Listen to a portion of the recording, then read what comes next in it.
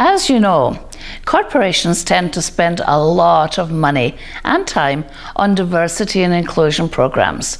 But I've been in many conversations where people think that they're spinning their wheels and not getting the results that they're looking for. In fact, there's a perennial feeling of Groundhog Day. We've been here before, we've done this before, we're not getting the results that we need. We're not getting people to really lean in and sign up to become a more inclusive environment. So what are the challenges and what are the issues? I do believe that inclusion is complex, and I do believe that actually changing the organization means taking diversity and inclusion and treating it as a business issue.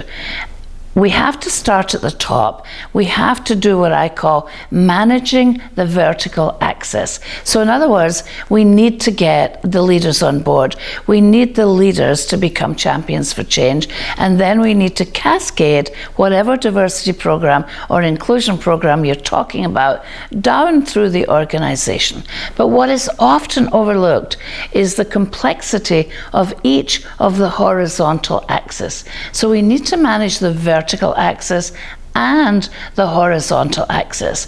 We need to understand, and many of my clients start their diversity programs with gender. So when you look at gender, we have a tendency to say, well, there's men and there's women. Let's try to, number one, understand both groups, and number two, see what we have to do to develop and advance the careers of women, have more equality for women, have more equal pay for women, etc. But what we need to be able to do is to really dig deeper into each of the horizontal axes. So there's diversity amongst men. It's not okay to say the word men and believe that you understand what that means. What we have to do is understand the diversity amongst a group of men. So you've got straight men, you've got gay men, you've got older men, you've got younger men, you have white men, you have men of color, etc.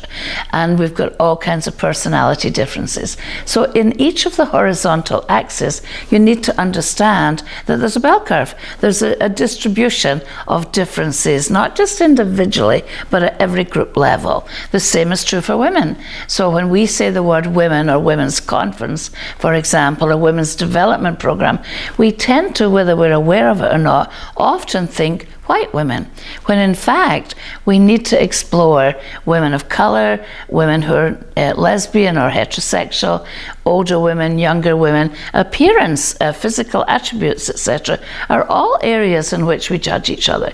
So the complexity of changing the organization is almost like the Rubik Cube. Now, I'm not good at doing the Rubik Cube. I have a sister and a niece who are brilliant at it, but I can't. However, I do own 3 Rubik Cubes. One of them, the colors on each side are the same. The other one, the colors are all mixed up. And the third one is very creatively put in patterns. Now, I don't want to even touch these Rubik Cubes because I know the minute I did, I would spoil them. However, they represent for me 3 separate worlds around diversity. A world where we all live separately and we don't engage and interact.